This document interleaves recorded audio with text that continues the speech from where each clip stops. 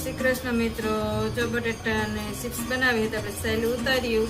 તો સહેલું ઉતરી ગઈ છે. આપણે જો ચિપ્સ પડી ગઈ છે, હવે ધોઈને થોડીક આમ સૂકવીને કોરી બનાવીએ ને થઈને ચિપ્સ પણ આપણી સરસ બને.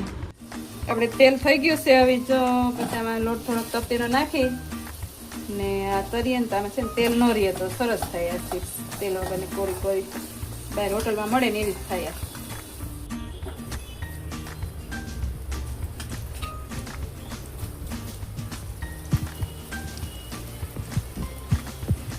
ચિપ્સ આપણે તરાઈ ગઈ છે. હવે તો ચિપ્સ તૈયાર થઈ ગઈ છે. હવે મસાલો સાટી દઈએ. આ મીઠું, ગરમ મસાલો થોડોક અને હંચર અને થોડીક લાલ ચટણી